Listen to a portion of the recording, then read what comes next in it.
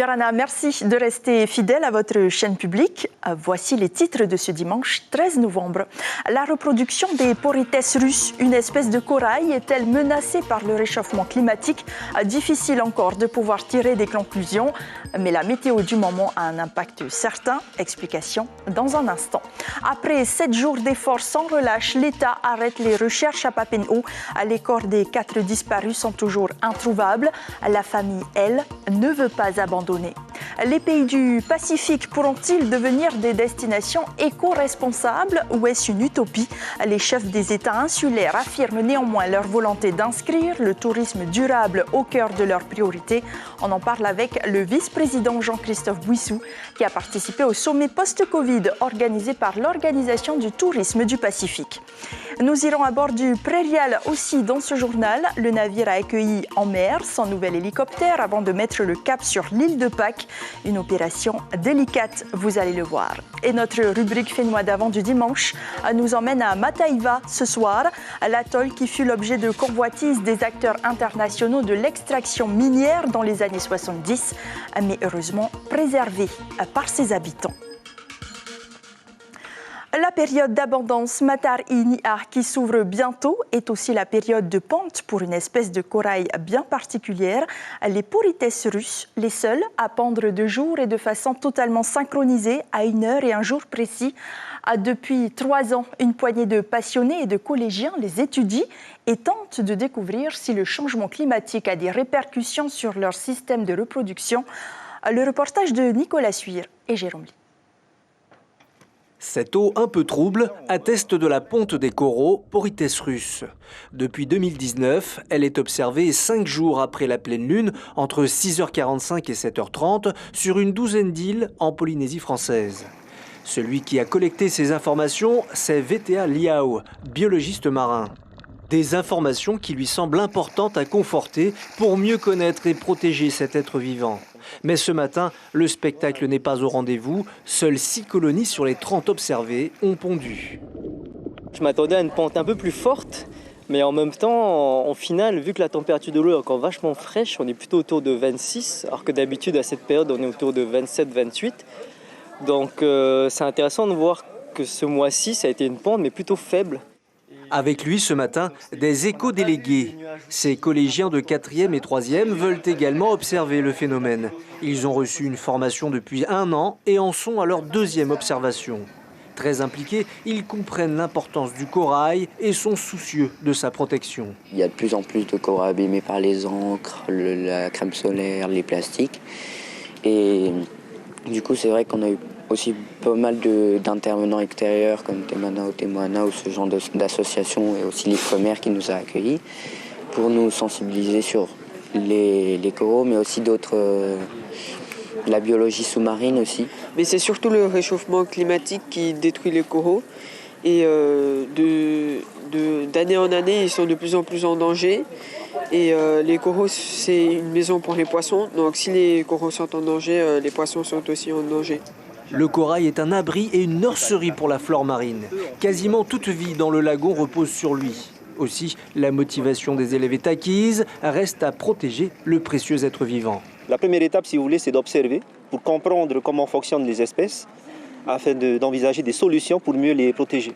On ne peut pas protéger ce qu'on ne connaît pas. Et pour connaître, il faut étudier. En tout cas, VTA et son association s'engagent pour plusieurs années d'études afin de collecter toujours plus d'informations sur tous les archipels cette fois et pourquoi pas même en dehors de la Polynésie française, dans le Pacifique, afin de tirer des conclusions plus générales encore. Ils ont été mobilisés durant 7 jours, mais en vain. Je vous parle des secours déployés par les services de l'État à Papineau. Alors dès demain, plus de direction de protection civile et de gendarmes, mais des agents communaux. Les recherches seront désormais coordonnées par le maire. Les corps des 4 disparus n'ont toujours pas été retrouvés. La famille ne veut pas se résigner. Soutenus par les bénévoles, ils continueront ensemble. Mireille Gamblin et David Chang. Balayer la zone par tous les moyens, David s'est joint aux bénévoles avec de nouvelles perspectives. Grâce à son matériel, il accompagne les recherches depuis le ciel. Le drone, il permet d'avoir des points de vue que que les piétons n'auront pas sur le récif, c'est-à-dire d'avoir des points de vue vraiment verticales, en profitant de la profondeur, en ayant vraiment l'effet de transparence de l'eau, donc ce qui permet d'identifier des tâches qui sont un peu suspectes. Aujourd'hui, 2 groupes de bénévoles scrutent le littoral sur 10 km de part et d'autre de l'embouchure. Ce groupe a repéré une odeur suspecte. Tu sens à ton niveau ? Allez, on va pas lâcher. On lâche rien. Allez, gars. Tout ce qu'on fait là, on creuse pour identifier d'où vient l'odeur, tout ça. La piste est finalement écartée, mais les volontaires poursuivent coûte que coûte à la recherche du moindre indice pour enfin retrouver les 4 êtres chers disparus. Et là, jusqu'à l'instant, il nous reste 3h30 à parcourir ce trajet-là. OK ? Vous avez demandé de regarder tout le long des plages, après le récif. Et là, on n'a rien eu depuis là-bas, on va continuer alors. Les groupes se rejoignent ensuite à l'entrée de la Papen'o, où un repas les attend. Ici, professionnels de la restauration, communautés religieuses et particuliers sont venus déposer de la nourriture pour les bénévoles. On compatit aussi déjà à la douleur de toutes ces familles. Et bon, moi, par exemple, je ne sais pas aller rechercher, mais je peux aider dans ce sens-là. Et beaucoup de nos membres d'église aussi participent dans ce sens-là. Dès demain, l'État va alléger son dispositif de recherche, mais les familles des victimes et les bénévoles restent plus mobilisés que jamais sous la coordination de la commune de Hitia Aotera. Et plus de peur que de mal, à Aroué hier soir, image impressionnante, un véhicule s'est retrouvé sur le toit juste avant Lafayette avec une personne bloquée à l'intérieur. Ce sont les sapeurs-pompiers qui ont contacté la gendarmerie. Les opérations ont permis de sortir la conductrice âgée de 76 ans. Elle a perdu le contrôle de sa berline à la sortie du rond-point de Tif à Aroué et elle s'en sort miraculeusement indemne. Les chiffres parlent d'eux-mêmes. Selon les dernières estimations, 60% de la population polynésienne souffre d'une forme d'obésité. 40% ont contracté un diabète et suivent un traitement. À prévenir et informer est donc plus que nécessaire. À la veille de la journée mondiale, des dépistages gratuits ont été organisés à Pirée par l'Association des diabétiques et des obèses de Polynésie. 25 ans qu'elle œuvre chaque année pour lutter contre cette maladie qui représente aujourd'hui plus d'un quart des dépenses de santé de la CPS. Et selon le docteur Jean-Louis Boissin, la situation ne va pas en s'améliorant. Il répond à Mireille Nigambla. On est là pour justement faire de la prévention, c'est-à-dire donc informer la population des risques d'une mauvaise alimentation et de mauvaises habitudes, en particulier la sédentarité, de ne pas bouger assez. Et donc et puis l'alimentation, en particulier l'abus de sel qu'on trouve partout actuellement, parce que le sel, comme le sucre, sont des conservateurs. La situation s'aggrave, puisque quand je suis arrivé dans les années 80, j'étais VAT à l'hôpital Mamao, il y avait 6 hémodialysés, et aujourd'hui, en 2022, ils sont 628. Et chaque dialysé coûte 1 million par mois. Donc la lutte continue. Sachez que demain, à l'occasion de la journée mondiale du diabète, de nouveaux stands de dépistage seront installés dès 6h du matin au marché de Papeete et devant la cathédrale. Construire une industrie touristique plus résiliente, inclusive, équitable et durable. C'était tout l'objectif du sommet des leaders du tourisme durable. Il s'est tenu du 1er au 3 novembre dernier aux îles Cook, dans le contexte de la reprise du tourisme après la pandémie. Cette rencontre entre les pays du Pacifique était une occasion importante de discussion pour un engagement de haut niveau sur des voies innovantes et le partage des meilleures pratiques et des leçons apprises. On en parle avec Jean-Christophe Bouissou, vice-président de la Polynésie à Yarana. Merci d'être sur Polynésie la première ce soir. Alors, depuis le Covid, les touristes du Pacifique sont très peu revenus, 1000 seulement au premier trimestre 2022 contre 4250 en 2019. Qu'est-ce que vous avez décidé donc ensemble qui va faire évoluer les choses dans le bon sens ? En fait, le problème, c'est ce qu'on appelle la connectivité entre nos pays et surtout pour ces pays qui n'ont pas la possibilité d'avoir une ouverture à l'international comme la Polynésie française. C'est le souhait véritable de permettre à la Polynésie de devenir ce qu'on appelle un hub.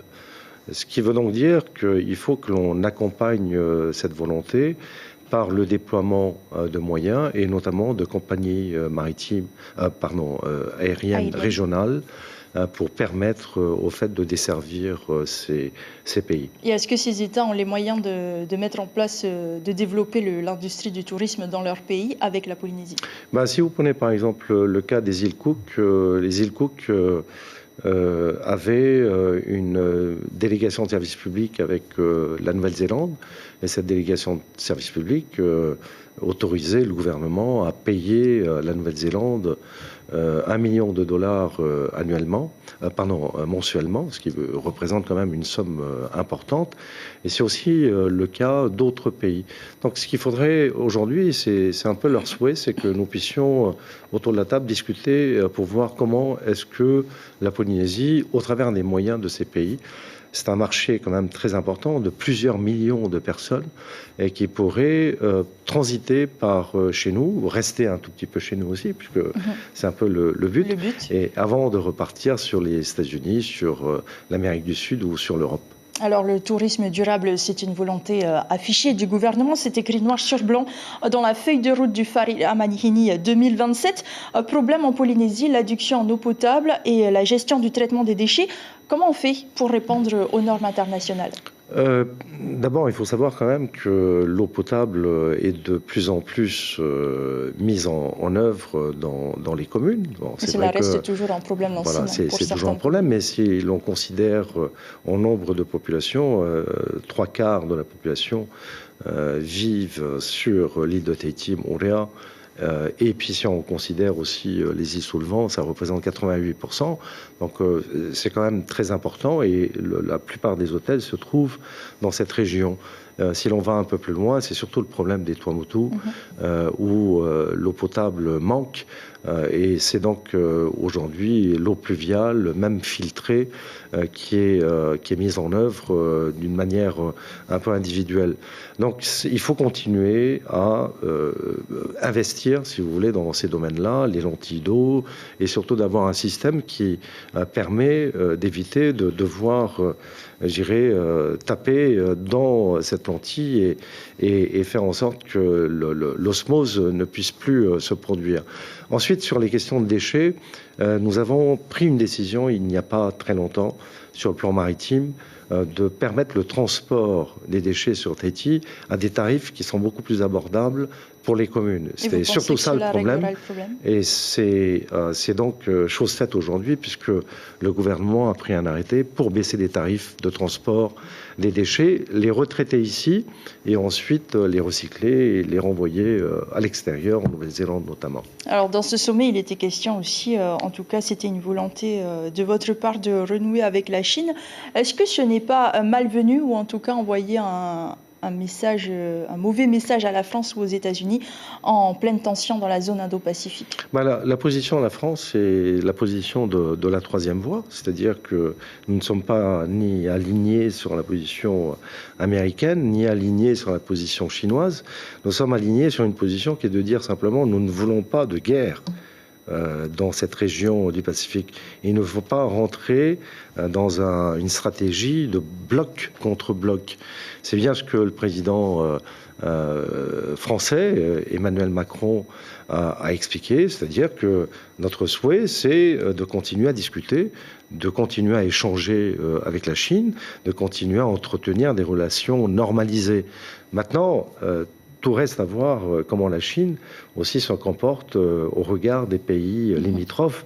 Je pense notamment à Taïwan et aux autres pays qui ne sont pas très loin des côtes chinoises. C'est quelque chose que nous allons suivre de près, la Polynésie qui accueillera le prochain Conseil des ministres du tourisme en octobre 2023. Merci beaucoup à Jean-Christophe Buissou d'avoir été notre invité ce soir. Donc, le Conseil des ministres du tourisme qui se tiendra en même temps que le One Planet Summit pour les îles. La frégate Prairial a quitté nos eaux pour quelques semaines. Elle effectue une mission de présence dans une zone où le navire a peu l'habitude de se rendre, le sud-est du Pacifique. À cette occasion, les marins feront escale à l'île de Pâques et à Valparaiso, au Chili. Une mission pas tout à fait comme les autres, car le Prairial a reçu en mer, et pour la première fois, son nouvel hélicoptère Dauphin, remplaçant de sa vieille Alouette 3, avant de mettre le cap sur l'île de Pâques. Jacques Damour a embarqué à bord du navire. Regardez. Le jour J pour la frégate Prairial et son équipage est enfin arriver. Affirmatif, midi-droite. Le navire s'apprête à recevoir pour la première fois Molina Québec, son nouvel hélicoptère. On se souvient que le 5 août dernier, l'Alouette 3, embarquée à bord depuis toujours, s'en est allée définitivement suite à son retrait du service. Son remplaçant, le voici. Le Dauphin s'est envolé du Gam de Faa pour rejoindre le Prairial en route pour une nouvelle mission de longue durée. Pour la manœuvre d'appontage, le navire a pris une route face au vent. Entraînés, les pilotes affectés à la flottille 34F, détachés à bord du navire, ont apponté comme par routine et sans aucune difficulté. Hélicoptère posé. Oui, c'est une grande joie pour nous de pouvoir enfin exploiter cet hélicoptère. On a suivi les différentes étapes de la livraison depuis la France sur le Fénois, la mise au point qui a été plutôt longue avec quelques petits déboires mais qui s'est bien terminée. Et bien on est très content de pouvoir maintenant exploiter l'hélicoptère et faire les missions qui nous sont confiées. Un peu plus tôt dans la matinée, la frégate de surveillance a largué ses amarres pour une mission de présence de plusieurs semaines dans le sud-est du Pacifique. L'équipage est au poste de manœuvre générale en franchissant la passe. Comme à chaque appareillage, le pavillon est aussitôt hissé. C'est obligatoire, c'est pour qu'on dise qu'on est français, qu'on est un bateau militaire français, ça nous sert aux autres pour savoir qui on est exactement. Mais avant de mettre le cap sur l'île de Pâques, la matinée est dédiée aux entraînements des pilotes du Dauphin. Pour cela, ils effectuent plusieurs touch and go. À l'issue, les mécaniciens de la 34F procèdent au rangement de l'appareil dans le hangar dédié. Toujours dans le cadre d'entretenir nos savoir-faire et notre interopérabilité avec nos partenaires principaux. On va conduire des patrouilles communes avec des navires chiliens, puis effectuer ce qu'on appelle des PASEC, c'est-à-dire des exercices communs avec des hélicoptères, avec des manœuvres d'évolution avec ces navires de la marine chilienne. Très attendu par les familles, le navire sera de retour au Fénois un peu avant Noël. Escalo Tuhape, maintenant, le festival des Australes est terminé à Tupuai. Durant une semaine, chaque île a porté avec fierté et émotion son identité et sa culture au travers d'ateliers de démonstration ou encore de chants et danses. Un résumé signé Heya Parautokurani. Une cérémonie de kava et des présents pour sceller l'amour de Fafaïti avec le peuple des Australes. Un lien indéniable et indéfectible pour son capitaine Titawa Tepuari, originaire de Raivave. Pendant ce temps en coulisses, Tamari Tupuai, dernière île à danser, se prépare à affronter le public et les délégations des Australes qui ont mis très haut la barre tout au long de la semaine du festival. Là, on est prête et on est toutes contentes. Pour rendre fière notre culture et l'entrée. Alors, comment tu te sens à quelques minutes d'aller sur scène devant tout ce monde qui attend Tupuai? Prête et enthousiaste. Depuis l'ouverture du festival, on voyait les défilés, les îles, ça nous donnait la chair de poule. Et là, c'est le moment pour Tupuai de montrer son spectacle. Tupuai, en noir et blanc, rappelle combien il est vital pour un peuple de rester uni, que les guerres incessantes entre les 5 îles, Raivave en vert, Rurutu en jaune, bleu pour Rapa et rouge pour Rimatara, doivent cesser pour la survie du peuple des Australes. Une pirogue va symboliser ce retour à la paix et à l'unité.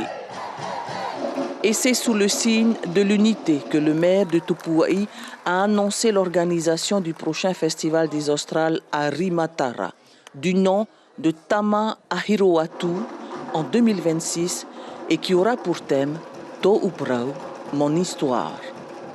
Nous sommes capables de relever ce genre de défi. Nous avions aussi reçu les Jeux Inter-Îles en 2017. Ça s'est très bien déroulé. Et je pense que le Festival des Australes, ce n'est pas plus grand que ça. Mais on va s'atteler à la tâche. Et dès maintenant, on va s'y préparer tout doucement afin d'arriver à la date fatidique que nous serons prêts à ce moment-là. Plus de 1000 personnes se sont rassemblées chaque soir sous ce chapiteau. Découvrir et apprécier les spécificités des 5 îles australes, tous dans un esprit de partage, d'échange et de fierté de leur identité et de leur culture. Retour à Tahiti, ils ont pédalé 114 km pour sensibiliser et prévenir le suicide. La 7e édition de la Rando Cyclo a rassemblé une petite centaine de participants pour un aller-retour depuis les jardins de la mairie de Pirée. Un challenge planétaire qui a trouvé écho au Fénois et encore plus après l'événement tragique de la semaine dernière. Vous le savez, un adolescent de 15 ans s'est donné la mort dans sa cellule à Utania. L'année dernière, Tahiti s'était classé 5e dans ce challenge. Ce dimanche matin, il y avait une quinzaine de professionnels et quelques 80 amateurs heureux de relever le défi pour les premiers en 3h50. Tout le monde peut être touché, a dit l'un d'eux à Pierre-Emmanuel Garou. C'est sensibiliser le monde entier sur la prévention du suicide. Et cette année particulièrement, c'est par l'action, c'est bouger. Tout le monde peut être affecté par une mauvaise nouvelle et peut être amené à avoir besoin d'un accompagnement ou juste d'une écoute. Donc c'est pour ça qu'il faut prendre part à ces événements. Et comment préserver l'oiseau de Mangareva? L'association Manu forme des bénévoles. Une vingtaine se sont portés volontaires pour apprendre comment protéger cette espèce de ses prédateurs, comme le rat noir. Un apprentissage sur 3 sites. Les Motu Tauna, Kuaka et Makarua sont les lieux choisis, puisqu'un travail d'observation est déjà en cours. On écoute ces réactions recueillies sur place par Haifara Schwartz. On est en train de aussi faire la surveillance des espèces envahissantes. Donc on a mis des tapettes à rats et aussi des chewing cards qu'on appelle ça, c'est pour détecter les rats s'il y en a ici. C'est important pour la population des Gambiers parce que déjà nous sommes pauvres en oiseaux terrestres et nos oiseaux marins commencent à disparaître petit à petit. Donc on commence à prendre conscience qu'il faut réagir pour les générations d'aujourd'hui et les générations futures. L'association qui prévoit également de mettre en place des panneaux d'information sur l'île pour sensibiliser à la population. Retour dans les années 80 dans notre rubrique Fénois d'avant. Vous ne le savez peut-être pas, mais Mataiva fut à l'époque un atoll très convoité pour son phosphate. Mais grâce à la population, il a été préservé. Il faut dire que l'exploitation de Makatea a refroidi les enthousiasmes. Le commentaire est signé Patrick Durand-Gaillard en avril 1989.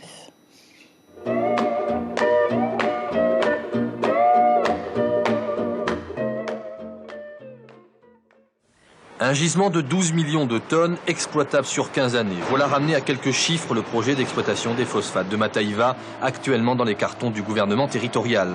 C'est ce projet qui prévoit la création de 400 emplois sur 3 ans qui mobilise les patrons polynésiens aujourd'hui. Un enthousiasme patronal contrarié par une réalité issue d'un passé récent, Makatea.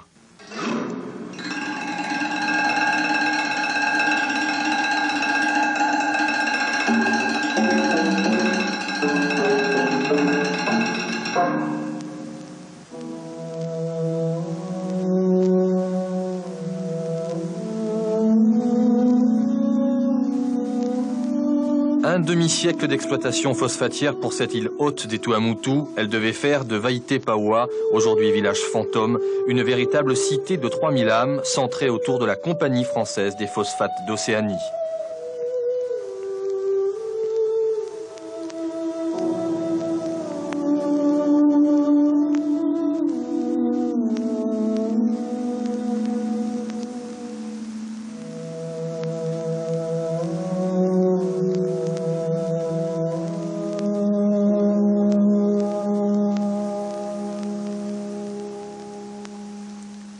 De la CFPO, que reste-t-il aujourd'hui?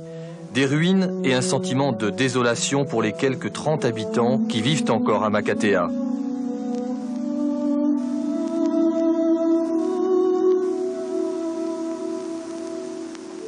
De l'épave de ce train phosphatier surgissent pêle-mêle nostalgie et amertume. Alors aujourd'hui, à Mataiva, une chose est sûre, demain, on y réfléchira à 2 fois avant de se lancer dans l'aventure phosphatière. L'information principale de ce journal, 7 jours après leur disparition, les corps des 4 victimes n'ont toujours pas été retrouvés à Papenhaut. Demain, les recherches se poursuivront avec les agents communaux, les bénévoles et la famille.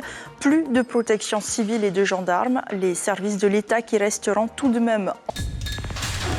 L'information en continu sur Polynésie la première, Internet et réseaux sociaux.